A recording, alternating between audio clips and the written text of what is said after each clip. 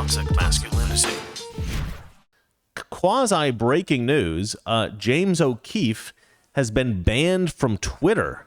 This is incredibly frustrating. This is really super annoying. I was actually just debating somebody the other day about the validity of James O'Keefe's reporting and Project Veritas, and I was trying to explain that, James O'Keefe has been criticized for a very long time for spreading fake news, for doctoring the videos that he produces and all that kind of stuff. And this person who I was texting was sending me reports, they sent me a report from NPR that said James O'Keefe spreads disinformation. And I had to, but they said it was like 2017. And I'm like, guy, these are from 2017. You got to keep up with these stories. James O'Keefe has obviously challenged many of the newspapers and news organizations like CNN who have reported that he's spreading misinformation, he's doctoring the videos, and it's fake news and all this kind of stuff. And he's proven in many instances that he's not spreading fake news, that he doesn't doctor the videos. He puts out all the videos raw so that everybody can see exactly what's going on and determine for themselves what the truth is. And so all of these papers and all these shows, they always have to print retractions. And in some cases, when they refuse, James O'Keefe takes them to court. And James O'Keefe has never lost a lawsuit because of this kind of thing, right? I don't think he's ever lost a lawsuit at all, but specifically about printing things that are untrue or reporting about things that are untrue, he's never lost. And right now he's he's involved in a case with the New York Times, and he's winning that as well. So let's go ahead and read this. Twitter bans Veritas founder James O'Keefe, and he's threatening a lawsuit of Twitter as well. And I love that. I love that he's just immediately, I guess he's probably been, guessed that for a long time. This is probably a long time coming, because Twitter has a pattern of blocking people, censoring people, just because of political speech that they don't like. Not because anybody's actually violated any of their terms of service. I did 3 whole videos breaking down an interview that Jack Dorsey did. I was going to say James Dorsey for some reason. Jack Dorsey did with Joe Rogan. And they had Tim Pool on there, and they were all chit-chatting, and Tim Pool was challenging them on a lot of points because Tim Pool, is obviously very knowledgeable about this. He knows a lot of people that have been censored off Twitter. He's followed these cases for a long time. He's very aware of Twitter just banning people seemingly unjustly. And so the questions that they asked in the response that they got from Jack Dorsey and his minion Vijaya, this woman Vijaya, she does all the the censorship. She's the censorship czar, I guess you would call her. And they just didn't have any good answers. Everything was basically like, well, they violate our terms of service. And then Joe Rogan and Tim Pool would show them, well, actually, look, this person did the same thing. You didn't block them. And they go, well, if you read our terms of service, technically they didn't violate it. And it became very obvious that their terms of service are malleable or up to interpretation based on, whether they want to censor you or not. And of course, we all know they want to censor conservatives. They don't want to censor leftists.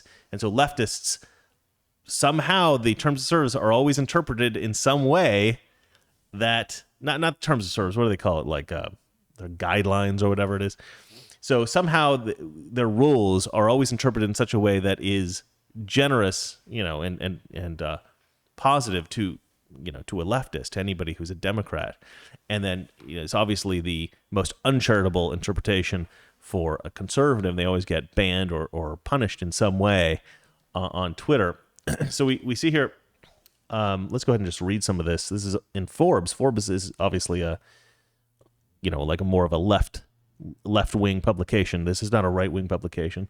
So people think I'm just going into right-wing publications. Obviously, I am not. I just read the news as I find it. Let's see here.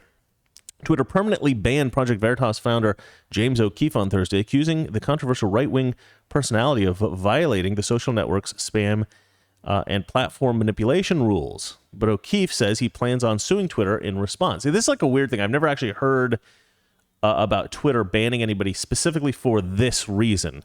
their spam rules. This is like a new rule. It's like they put up all these rules specifically so that they can.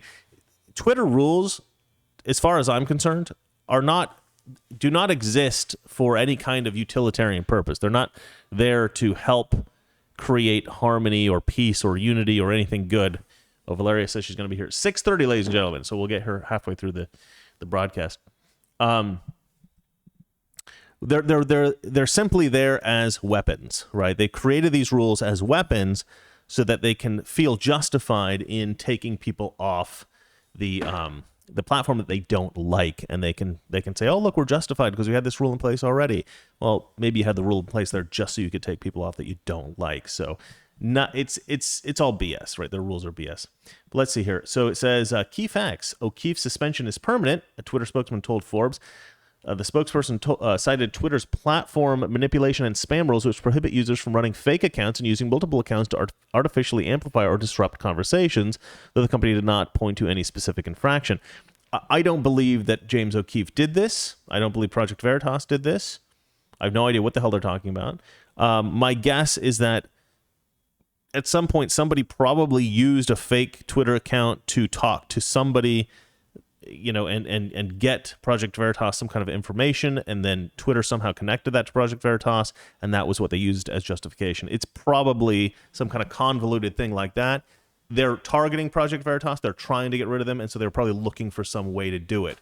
My guess is that the reason that James O'Keefe is off Twitter right now is because he just dropped an amazing story from CNN. It was a CNN technical director who came out and basically just, I guess he was having drinks at restaurants with some people, and they got some undercover video of him basically saying that, yes, CNN is pure propaganda.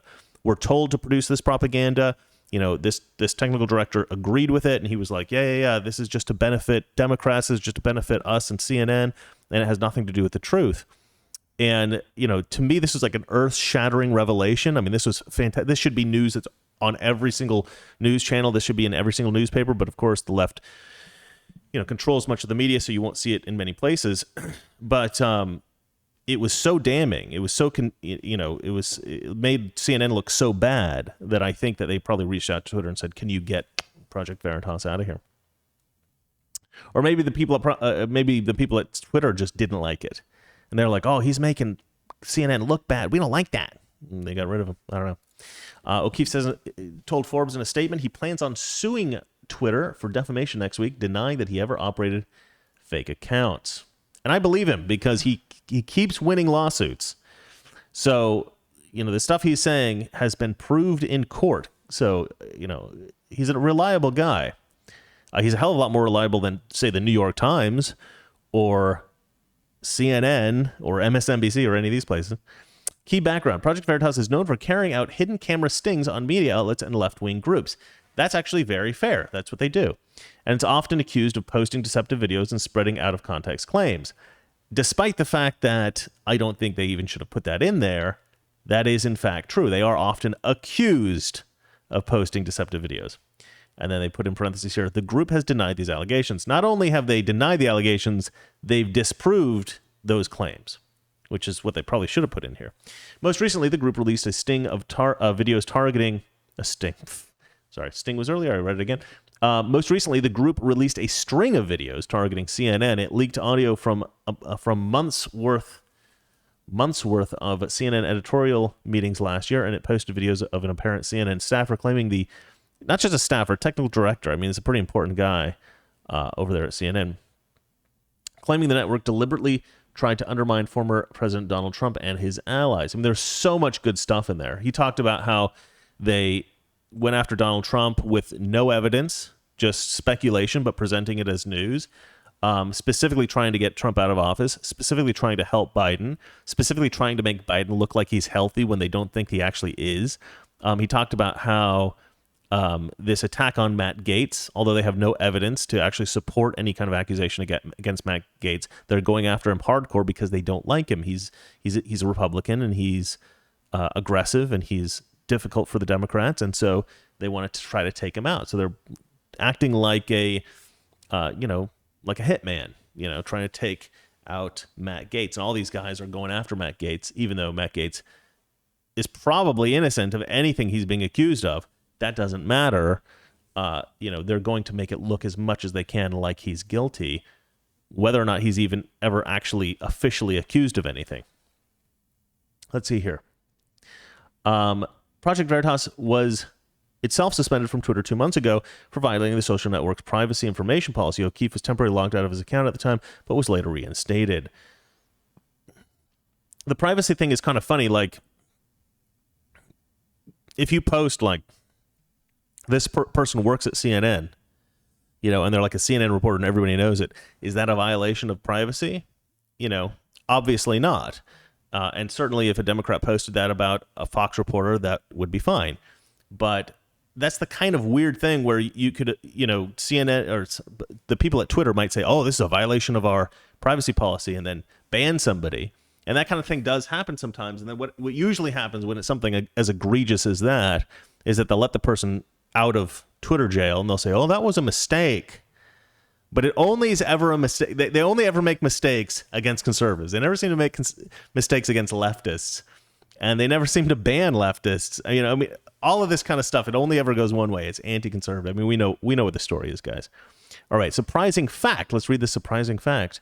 If OKeefe follows through on suing Twitter, it won't be the first defamation suit. Oh, that's not that surprising, is it? Project Veritas is currently suing the New York Times for calling one of its reports deceptive, and he threatened to sue CNN for similar reasons this week. And that's the entire story, because it was pretty, like, this, I was on top of the story, like, as soon as it broke, and I put it in my, on my show for today, but I didn't, but I got it pretty early today, so I didn't look for any updates. I don't know if there's anything else going on here, but yeah, we talked yesterday about what James OKeefe had put forward with regard to the CNN story, which was fantastic. We went over that yesterday. And so this is the consequence, ladies and gentlemen. If you are an effective conservative, the leftist media will come after you and they will try to destroy you in ways that are totally unjustified, but they will pretend to justify it, right? That's what the left does. And the reason that they try to pretend to justify it, I think, is because I think that if they started to, like, unjustly censor conservatives and unjustly punish conservatives in the public sphere in an unfair way, I think it would become so obvious that there is a certain segment of the Democrat voting public who would shift right, or at least shift into a more moderate position and stop voting in Democrats. And so you've got, and they'd stop watching leftist news, and they'd realize a lot of it is fake. And the problem with Democrats, I think, is that a lot of times they are aware that, we talked about this yesterday, they're aware that the Democrats are sneaky and kind of a bit like criminals, but they don't care because they think that the goals are right. And I don't think that's right at all. And I'm not sure how far you have to push somebody who believes that until they're like, okay, you know what? Yeah, this is unethical. We shouldn't be doing this. And then maybe move over to the right, because it's gotten so bad these days that I can't even imagine somebody seeing what's going on, with open eyes, really paying attention, and not recognizing that what the left is doing is absolutely corrupt and totally unacceptable and moving right. I don't understand it, because so I had a thought yesterday. I don't know. Did I bring this up on the show? I don't know. But I had a thought that was like, we have, sorry, I'm trying to, good Lord. Hold on a second, guys. Oh, there we go. All right. I'm going to switch to me now. Okay. Conservatives have three things that are handicaps for us in the political sphere and with what I do, right, in media as well. It's that we have principles, right? Our ideas, our philosophy, our political philosophy is based in principles, and we have ethics, right? So that's one problem, because having political principles and having ethics, it does restrict what you're capable of doing in a kind of ideological war, right? Then another thing that handicaps us a little bit is that we're honest, or at least we try to be honest, right? We express our views honestly. We try not to deceive we certainly don't ever intentionally deceive the audience. I mean, we can be wrong, I suppose. But, every conservative that I'm aware of in media, all the ones that I know personally and all the ones that I watch, as far as I know, we all basically have the same fundamental idea about reporting accurate information, right? If we're wrong about something, okay, but, and we'll say we were wrong about something. But every single one of us wants to report what we believe is true. The left is not constrained by this, right? They're very dishonest in their reporting. We know that, right? So that is another huge handicap. And then the third handicap we have is that we have been, over the past few decades, Republicans have been very kind to leftists. There was this idea, I think, back in like the 80s, that conservatives were the meanies. They were the brutal party. They were the cruel party. They were the party of people who didn't care about immigrants and didn't care about minorities and didn't care about women and didn't care about gay people and all this kind of stuff. We didn't care about the most vulnerable people in society. We didn't care about poor people, right? This was the message. And so George Bush Jr., if you remember, he even came out with this concept of compassionate conservatism. That's how bad the image of Republicans got. Despite the fact that everything Republicans do is to improve the quality of life of every American, despite that, we had to come out with this branding of compassionate conservative, because that's how badly the left had smeared us and how effectively their branding of us was. It was terrible. And so we've been sort of, I think, indulging in this compassionate conservative idea for like a long time. Like, that's how we want to be perceived. And I think that's why, I don't remember what year it was, but John McCain actually got the presidential nomination for the Republican Party. He was running for president. He was our guy. And why McCain? McCain's not like a far-right conservative. He doesn't really represent us. He's more of a moderate. If anything, he was a bit of a rhino. I mean, everybody believes that he's a rhino. Why would we bring a rhino up to represent us? Well, it's because conservatives were so scared that the average leftist Democrat voter and even moderates, were so convinced that Republicans were these evil, horrible meanies that we had to bring people in that were much more sympathetic to leftist ideas. Was that a mistake at the time? I mean, I don't know. That was back before the internet was, easily accessible by everyone, and all this information was just being spread all the time on the internet. Now it's much easier for us to combat these, when we are maligned, it's much easier for us to combat this kind of stuff. So I think now we're in a much safer position to bring in much more hardcore conservatives. But I guess the point I'm trying to make is, we're never going to be able to change the fact that we're a principled party. We're never going to be able to change the fact that we have ethics, right? We can't shift away from that, because then we'll be the bad guys, right? We can't shift away from our desire to be honest, right? We can't shift away from honesty. We have to be honest with the public. But the one thing we can change is how kind we are. Now, I'm not saying that people should be unkind in their personal lives. I think, if anything, we actually benefit by, if you're having a debate with a Democrat, being kind to that Democrat in your personal life. However, when it comes to the national stage, national political stage, when it comes to the media, we have to be ruthless. We have to stop being kind. We have to just obliterate these people. And there were several times when I was trying to report on Joe Biden, and I felt bad for him, man, because despite the fact that I believe that he's a criminal, right? I believe that he's a crook. I believe he stole money from the American people. Aid money that was going into Ukraine, I believe, went back into the pockets of his son, Hunter Biden. I believe that was a scheme. I believe that was a scam. I think similar things happened in China. I believe that his son took bribes on his behalf to moderate, to change American international policy toward these foreign countries. Stuff that he was in charge of. His son took bribes on his behalf to do that. I believe that's true. So I think that Joe Biden is absolutely a criminal. But he's so unbelievably old. He's so unbelievably frail. you just feel sorry for the guy sometimes. You know he's not even in control now. You know other people are manipulating him, so you feel bad for him. So sometimes, I'd have my finger on the trigger. I'd be making a video. This could be interpreted in some malicious way by leftists, but I'd be ready to put out a video that was going to attack Joe Biden viciously. And as I'm editing it, or just as I'm going to post it, I'll feel bad, right? I'll feel this sense of like,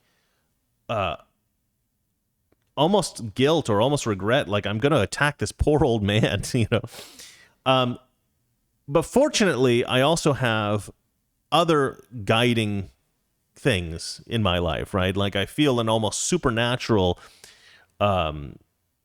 compulsion to put that video out, despite the fact that I might have a misgiving.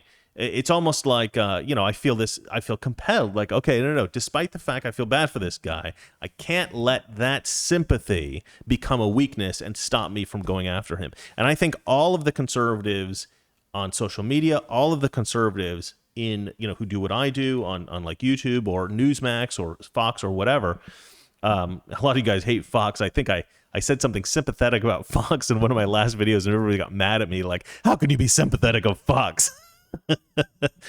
But the point I'm trying to make is we all have to be, none of us can allow ourselves to be sympathetic of these criminal Democrat politicians. We must attack them ruthlessly, because otherwise, we're losing right now, guys. We do not have Congress. We do not have, the executive branch right now. There's somebody else in the White House. So we need the honest people to take over. And if we're going to win, we still have to maintain our ethics. We still have to maintain our honesty.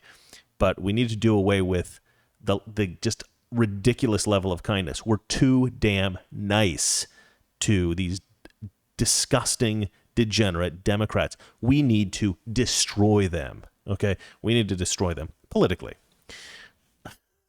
All right. Sorry for that long rant, but, I get worked up about this stuff. All right. I would ask Valerie to read the next story, but unfortunately she's not here, so I got to read it myself. Hold on a second. Here we go. All right. Article number 2. Democrats plan. Let me try that again. Democrats plan to pack the Supreme Court with 4 additional judges.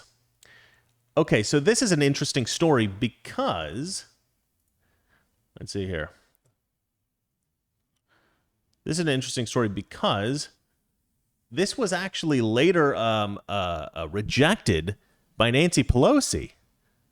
And I'm like, why would Nancy Pelosi reject that? Now, my guess is that whoever's pulling the strings on Nancy Pelosi said, not yet.